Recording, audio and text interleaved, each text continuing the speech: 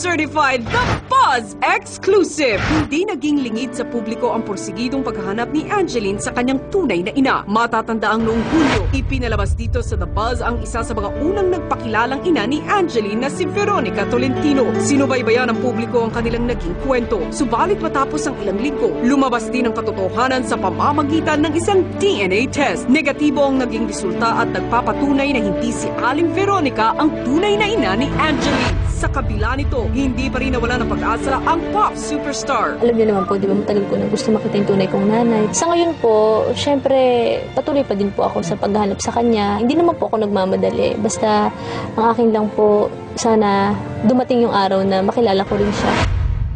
At ngayon, ang kanyang pangarap, tuluyan nang natupad. Si Angeline at ang inang matagal na niyang hinahanap na si Rosemary nagkita na. Ang buong kwento sa The Buzz Exclusive Confession. Isang kapitbahay raw ang tunay na ina ni Angeline na si Aling Rosemary ang lumapit sa isang grupo ng mga fans ni Angeline. Ito umano ang nagsabi kung saan maaaring matagpuan ang ina ng singer. Agad umanong ipinagbigay alam ng mga fans ni Angeline ang kanyang natuklasan kay Kate Valenzuela. Ito na raw ang direktang nakipag-ugnayan kay Aling Rosemary. Hanggang sa sumapit ang June 30, Sabado, kasabay ng pagbibigay parangal ng Tambayan OPM Awards kay Angeline, lihim na nakipagkita si Kate sa tunay na ina di umano ni Angeline sa isang mall sa Ortigas. Wala raw kaalam-alam si Angeline sa pangyayaring ito. Nung papunta na po ako doon, sabi po sa akin ni Ma'am Kate, meron daw po akong isang fan na galing ibang bansa na gusto magpa-picture sa akin. Pagdating ko po doon, may dalawang babae po.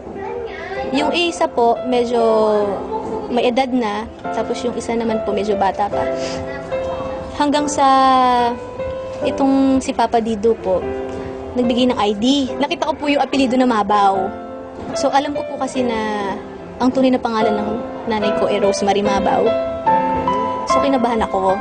Kinabahan po ako. Hindi ko naman po alam na yung nasa harap ko, siya na. Tapos nung nakita ko po siya, umiyak siya bigla. Tinabihan ko siya, tapos wala na po kasi ako nasabi na kahit ano basta niyakap ko siya, tapos iyak ko siya ng iyak. Dahil dito, wala raw pagsidla ng naging tuwa ni Angeline sa kanilang pagtatagpo ng kanyang tunay na ina, ang kanyang naging saloobin. Exclusive! Kinakabahan ako noon na naiiyak, na sobrang tuwa po. Kasi syempre alam niyo naman po na dati pa lang talaga ito na yung pangarap ko na sana makita ko isang araw yung tunay kong nanay. Sa kabila ng kanilang pagtatagpo, sinigurado naman ni Angeline na hindi pa rin daw niya tatalikuran ang pamilyang kanyang kinalakihan, lalo na ang nanay-nanayang nagtaguyod sa kanya na si Mama Bob. Siyempre hindi din nawawala sa isip ko yung magiging reaction din ni Mama Bob.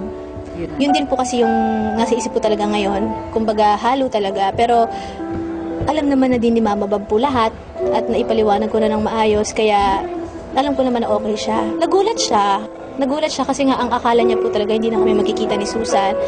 Tapos mga ilang araw noon, natuwa naman siya para sa akin. Tapos sinabi niya din sa akin na tulungan ko si Nanay Susan. Ina-assurance mo kay Mama?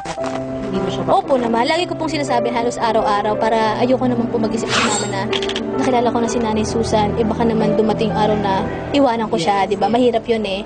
Kaya ngayon po, kasi di ba nagpapatayo pa din po ako ng bahay namin ni Mama Bob. So, pag naatapos yon, kung sakaling makaipon po ulit ako, ang gusto ko naman, mabigyan naman si Susan ng bahay. Pero paliwanag ni Angeline, hindi rin daw niya planong pabayaan ang inang matagal na nawalay sa kanya. Exclusive! Ang tatay ko parang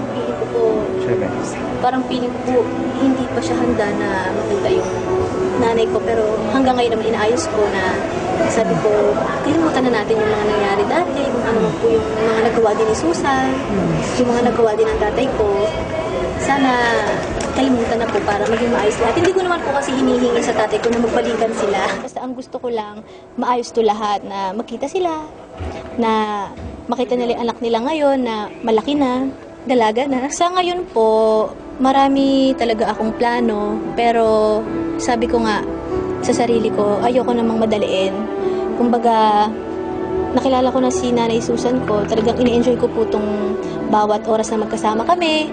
Pero syempre, kahit po anong mangyari, nanay ko si Susan, at gusto ko pong tulungan siya talaga sa lahat ng makakaya ko. Kompletong-kompleto ka na. Sobra po. Kahit na po yung pamilya ko. Basta yun, nakilala ko na si Susan, sobrang kumpleto na po ako. Dahil sa tuluyang pagkabuo ng pagkatao ni Angeline, labis ang kanyang pasasalamat sa mga taong naging daan upang tuluyan niyang mahanap ang kanyang ina. Doble nang nanalo ako sa Star Power, yung saya po na nararamdaman ko kasi hindi ko talaga mapaliwanag po lalo nung nakilala ko si Susan. Grabe. Sobra po talagang pasasalamat sa Diyos kasi yun po talaga yung lagi kong dinadasal bukod sa magkaroon pa ng mahabang buhay ang ko sa buhay. Syempre, si Susan gusto ko makita at talagang pinagdasal ko na sana buhay pa siya. Nurse, maraming salamat po kasi isa na naman sa mga pangarap ko ang ganyan ang katuparan. Tinulungan niyo ako para magkita kami ni Nanay Susan at ngayon nangyari na to. Sa dalawang nanay ko, kay Nanay Susan, kay Mama Bob, hindi man ito yung tamang oras na magkita kayo. Alam ko pong darating yon at huwag kayong mag-alala. Magkikita din kayong dalawa, syempre kasama ako. Huwag niyo pong kakalimutan na mahal ko kayong dalawa. Si Mama Bob, Nanay Susan, gusto ko magpasalamat